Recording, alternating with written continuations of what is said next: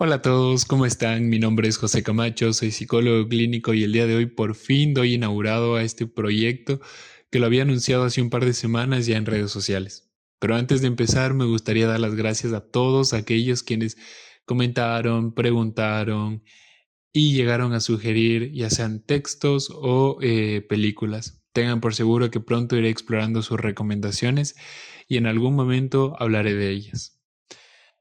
Pero eso como un breve preámbulo. Y ahora sí, para empezar y para dar inicio a este proyecto y sin nada más que decir de momento, comencemos.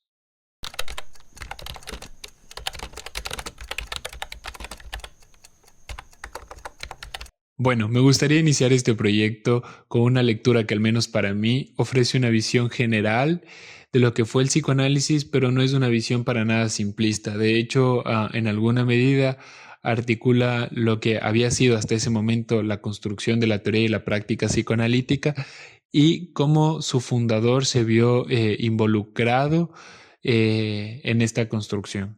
En ese sentido, del texto que les voy a hablar el día de hoy es de la presentación autobiográfica escrito en 1924 por Sigmund Freud. Creo que este texto sobre todo para mí es una buena manera de sentar las bases de lo que aquí trataré de ir explorando, preguntándome e interrogando, siempre con el fin de tratar de construir y reconstruir lo que para mí es aprensible, como no de la teoría psicoanalítica. Así que como un preámbulo también les invito a todos ustedes a que no se queden solo con mi lectura, que es una manera de leer, sino que se sientan en la libertad de compartir eh, cuál puede ser su lectura de aquello que han leído de este texto, si es que lo han leído, o de aquello que van a escuchar a lo largo de este video o a lo largo de estos videos. Para comenzar con esta lectura me gustaría hacerlo retomando las palabras que Freud escribe en su posfacio, que de hecho lo hace como 11 años después, más o menos en 1935, en donde va a señalar que los dos grandes temas de su presentación autobiográfica giran alrededor de la historia de su vida y de la presentación del psicoanálisis como tal. Sin embargo, él va a hacer hincapié en que su vida personal por sí sola no es relevante, sino lo es en la medida en que ésta está entrelazada y se ve mezclada con el desarrollo del psicoanálisis como ciencia. Ya que el psicoanálisis, Freud lo dice así, se convirtió en el eje central de su existencia. En esta misma línea, la nota introductoria de James Strechy va a señalar que muchas veces de manera errada se considera a este texto como la autobiografía de Freud. Sin embargo, esto no es así porque realmente este texto fue escrito para documentar el papel de Freud en la construcción del psicoanálisis, como ya lo había dicho anteriormente, en esta construcción de esta teoría y práctica clínica. De hecho, menciona que quienes queremos conocer más sobre la vida personal de Freud, deberíamos remitirnos exclusivamente a los 3 tomos escritos por Ernest Jones sobre la biografía freudiana. En la primera parte de este texto, Freud comienza señalando que muchos otros colaboradores de esta serie de presentaciones autobiográficas inician con reflexiones sobre la complejidad y la particularidad de esta tarea que se les ha sido encomendada. Sin embargo, él señala que en su caso, esta presenta una mayor dificultad, pues ya ha escrito en varias ocasiones sobre el tema que aquí se le solicita. Además, por la propia naturaleza de este pedido, él se ha visto obligado a escribir su papel personal en el desarrollo del psicoanálisis, explicando que su primer presentación formal sobre el psicoanálisis tuvo lugar en las 5 conferencias que dio en la Clark University en Massachusetts. También va a mencionar que el segundo texto donde hay algo sobre el desarrollo del psicoanálisis es justamente en el texto de contribución a la historia del movimiento psicoanalítico escrito por Freud en 1914 y en una colaboración que lo hizo reciente o previo a la escritura de la presentación autobiográfica en una obra colectiva que fue publicada en Estados Unidos. Entonces, ante la dificultad que tiene Freud, bueno, o la dificultad que presenta Freud sobre todo aquí, es la de no repetirse y sobre todo no contradecirse a sí mismo. Por lo que en alguna manera va a ser una exposición diversa entre una exposición subjetiva y algo más objetivo, es decir, entre algo de un interés biográfico e histórico. En este sentido, Freud empezará su exposición desde un recorrido biográfico, es decir, hará un recorrido histórico de lo que ha sido su vida previo a la constitución del psicoanálisis. ¿Ya? Va a mencionar o va a empezar su exposición mencionando que nace el 6 de mayo de 1856 en Freiberg, en un pequeño pueblo que le pertenecía a la antigua Checoslovaquia. Sus padres y él eran de descendencia judía. Sobre su familia paterna conoce que más o menos entre el siglo XIV y XV tuvieron que emigrar desde donde vivían debido a la persecución que existía hacia la población judía, para luego en el siglo XIX emprender todo un regreso desde Lituania y para terminar asentándose en la Austria alemana. Freud conoce que a partir de los 4 años es la edad desde donde empieza a vivir en Viena, lugar, país y ciudad donde empezará toda su formación académica desde los 4 años de edad hasta que se doctore como médico más o menos en 1856. Perdón, en 1886. Es decir, 30 años después. Con respecto a su vida académica en la escuela y en el colegio, nunca tuvo como algún problema o dificultad, ya que parece ser que Freud fue un estudiante sobresaliente. En lo que respecta a su inclinación por una carrera, fue su padre quien lo motivó a inclinarse o a decidirse por una carrera por la cual él sintiera preferencia. Sin embargo, él admite que nunca se vio profundamente capturado por las ciencias médicas. Lo que a él le apetecía saber o conocer era sobre la condición humana. ¿Ya? Al final de cuentas se terminó decidiendo por la medicina después de que haya como todo este surgimiento de la teoría de Darwin acerca de la evolución de las especies y él dice que su decisión se concretó cuando días previos a dar el examen de bachillerato escuchó el ensayo de Goethe Die Natur. Eso le llevó finalmente a inscribirse en la Facultad de Medicina. Entonces, Freud relata que ingresa a la universidad en 1873, más o menos entre la edad de 17 a 20 años, y esto le deparó algunos desengaños. Entre ellos, la discursiva de que él se debía sentir inferior por ser extranjero y judío. Decir que él mismo desautorizó.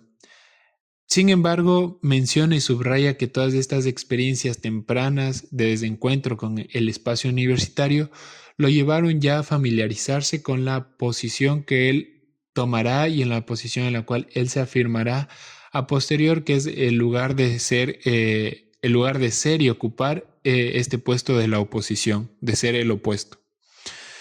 De esta manera,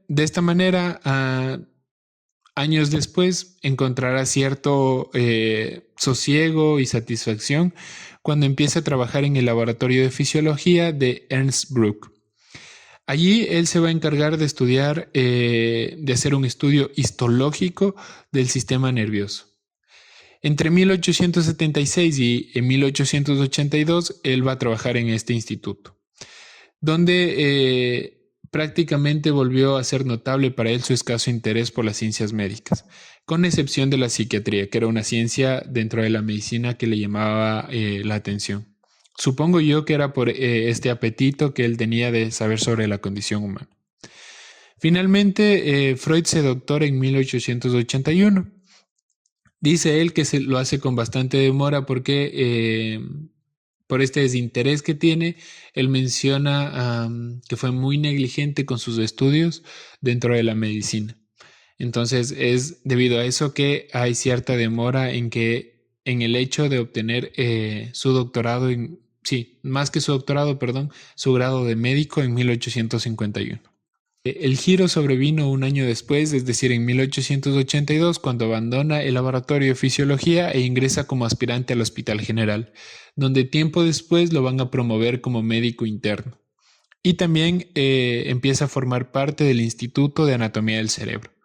Allí su maestro le propone que se dedique exclusivamente a la investigación del encéfalo para poder suplantarlo, para que él sea su sucesor y tome la cátedra como docente universitario. Sin embargo, Freud rechazó esta oportunidad porque se sentía aterrado ante la magnitud que comprendía esta tarea. Poco tiempo después, él empieza a dedicarse al estudio de las enfermedades nerviosas, una disciplina que según o hasta donde relata Freud estaba poco desarrollada en Viena, justamente buscando obtener un lugar en París donde ya brillaba el nombre de Charcot. Entonces, en 1885, Freud consiguió una beca para poder irse a París y ser alumno de Charcot. Pero durante las primeras conferencias que tenían lugar en la Sarpentier, Charcot menciona que uno de sus traductores al alemán tuvo un inconveniente, por lo cual pide a sus asistentes, alumnos, que alguien pueda reemplazarlo en sus tareas. Entonces Freud le hace saber por escrito su interés de tomar el lugar de traductor y empieza a estar más cercano al círculo de Charcot y sobre todo más cercano a todo lo que ocurría en la clínica. Esta pequeña escena para mí tiene gran contenido porque, como ya bien he sabido, realmente Freud se convirtió en un traductor de todos estos saberes que aprendió tanto de manera médica como en cuanto a la hipnosis para poder construir y consolidar lo que sería la práctica y teoría psicoanalítica. Así que, al menos para mí, la primera impresión que me da en este momento es que Freud realmente tiene y tuvo ese lugar bien resaltado ahí como el de ser un traductor. En este punto, Freud se toma como un paréntesis o abre un paréntesis para explicar cierto malentendido que existe o sobre todo cierto rumor que existe que él hurtó las ideas de Pierre Janet mientras estaba en Francia para a partir de ahí consolidar el psicoanálisis. Él menciona que durante toda su estadía en París el nombre de Pierre Janet nunca fue mencionado, por lo cual tal acusación de haber hurtado las ideas de Janet carecen de fundamentos y de lógica per se. Pero continuando con su exposición, Freud va a destacar que dentro de lo que observó junto a Charcot, lo que más le llamó la atención fueron sus últimas indagaciones sobre la histeria. Entre ellas estaba el hecho de que existe una frecuente aparición de histeria en varones, la producción de parálisis y contracturas histéricas mediante sugestión hipnótica, y la conclusión de que estos fenómenos artificiales mostraban los mismos caracteres hasta en los detalles que los que tenían lugar en accidentes espontáneos, a menudo provocados por traumas. Tras haber observado todo esto con Charcot, Freud le propone su primera tesis, mencionando que en la histeria las parálisis y anestesias de partes del cuerpo se deslindan guardando correspondencia con las representaciones comunes, no anatómicas, que los seres humanos tienen de estas últimas. Freud señala esto, le muestra esto a Charcot, y Charcot, según Freud, no muestra como tanto interés en su tesis, por lo que parece ser que a Charcot no le interesaba como indagar en los fenómenos psíquicos y psicológicos que se encuentran detrás de la histeria. Sin embargo, al menos para mí y mi lectura de esta tesis que presenta Freud, es que este es un primer esbozo de lo que luego él podrá construir y definir cuando hace sus estudios sobre la histeria, por un lado, junto con Breuer, y por otro lado, cuando empieza a definir todos los factores estructurales y propios de las neurosis como tal, tanto histéricas como obsesivas, de la represión, de lo inconsciente. Esta idea de aquí para mí engloba eso, engloba como el primer esbozo, como ese primer dibujo de lo que él luego irá entendiendo tras sus investigaciones, conocimientos y observaciones, de lo que puede englobar como tal la histeria, las histerias y las neurosis como tal. Entonces, al menos para mí me parece como una tesis importante a señalar y a tener en cuenta dentro de esta primera parte de la presentación autobiográfica que señala Freud. Luego de haber presentado de esta tesis a Charcot, él emprenderá su regreso a Viena, sin antes pasar por Berlín, por un instituto que trabajaba con pedagogía infantil, me parece, o con psicología infantil, o algo relacionado a la psicología infantil, no lo recuerdo muy bien, igual les pondré como una anotación en la parte de aquí del video.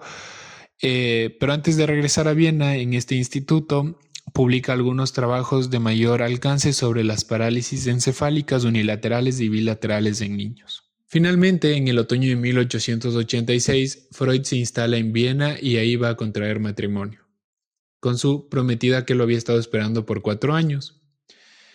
En esta parte del texto, Freud relata, al menos para mí, de manera hilarante y bastante cómica, cómo su prometida tiene la culpa de no haberle permitido alcanzar la fama en 1884. Menciona que en ese tiempo él se estaba dedicando a realizar estudios con la cocaína para descubrir sus propiedades anestésicas. Sin embargo, a lo largo de 2 años de la investigación, sí, durante 2 años que él estuvo haciendo esta investigación, le surgió la oportunidad de volver a ver a su prometida, por lo cual decidió terminar de manera apresurada y con cierto apremio la investigación, solo anunciando que pronto se descubrirán nuevas aplicaciones para esta sustancia, refiriéndose a sus propiedades anestésicas.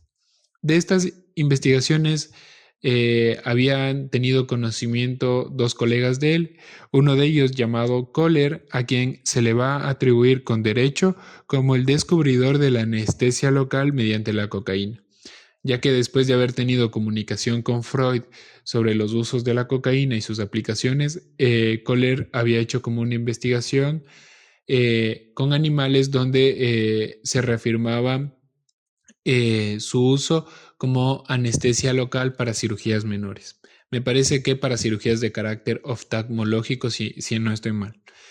Sin embargo, Freud va a señalar, igual de manera bastante hilarante, que no guarda rencor, o al menos para mí lo hace así, que no guarda rencor con su novia por aquella interrupción. Continuará mencionando que a su regreso a Viena tenía que presentar ante la sociedad médica todo lo que él había aprendido con Charcot. Esto no tuvo buen recibimiento en la sociedad médica porque para los médicos de ese entonces era impensable e imposible que un varón, un hombre, presente un cuadro histérico.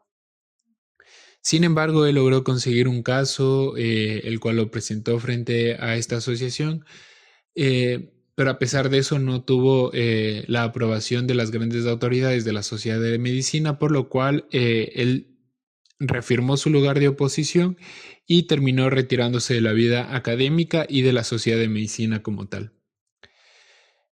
Continúa ya finalizando este texto que él menciona de hecho, que sabía muy bien que si quería vivir del tratamiento de enfermos nerviosos, era evidente que debía prestarles a ellos algún tipo de asistencia. Sin embargo, hasta ese entonces su arsenal médico y terapéutico solo comprendía de la electropatía y la hipnosis. Tiempo después terminará dejando de lado la electropatía y se reafirmará su convencimiento de que los fenómenos hipnóticos eran genuinos, a pesar de que en aquel tiempo los profesores de psiquiatría o los profesionales de psiquiatría, tachaban a esta como cosa de charlatanes y como algo peligroso. Sin embargo, en París era utilizada sin reparos para crear y deshacer y cancelar luego los síntomas de los enfermos. Por ello, en los primeros años de su práctica médica, la sugestión se convirtió en su principal medio de trabajo, renunciando así al tratamiento de enfermedades nerviosas orgánicas. Sin embargo, esto no quita que Freud no haya tenido inconvenientes con la hipnosis. De hecho, él señala que tuvo 2 motivos de quejas principales con esta técnica. El primero para él era que no todos los enfermos podrían ser hipnotizados y no lograba inducir un estado de hipnosis tan profundo como se hubiera deseado. Además, Freud va a mencionar que desde el inicio de su práctica con la hipnosis, él lo hacía con otro fin más allá que solo la sugestión hipnótica. Se servía de ella para poder explorar la relación de la historia genética con el síntoma del enfermo, que a menudo este no lo podría comunicar en un estado de vigilia. Así, él satisfacía algo de su apetito de saber médico. De igual manera, y como ya es bien sabido, Freud tiempo después abandonará la hipnosis, hará una modificación para que la hipnosis termine en un proceso catártico y finalmente establecerá y definirá lo que es la regla fundamental para el psicoanálisis, la asociación libre. Termina diciendo ya para finalizar este primer capítulo de su presentación autobiográfica que a partir de aquí empezará a comentar por qué la investigación científica se convierte en el eje central de su existencia y de su vida. Así que de momento, eso es todo por esta primera parte de la presentación autobiográfica de Freud. Es un texto sumamente, bueno, no es un texto tan denso, pero es un texto más o menos extenso de alrededor de unas 70 páginas. En ese sentido, al menos para mí, se me hace imposible resumirlo y condensarlo en un video breve de 15 a 20 minutos.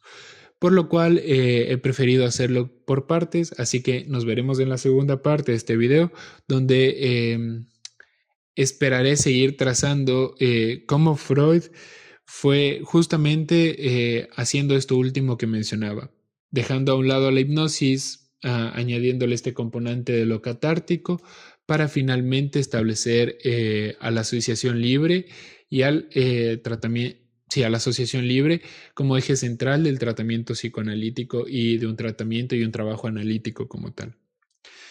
Así que eso, de mi parte, por el momento ha sido todo. Nos continuaremos viendo y si tienen algún comentario, duda, pregunta, sugerencia, no duden en dejarlo, en escribirlo. Espero poder tener listo el otro video con la segunda parte la siguiente semana. Así que eso, nos estaremos viendo próximamente.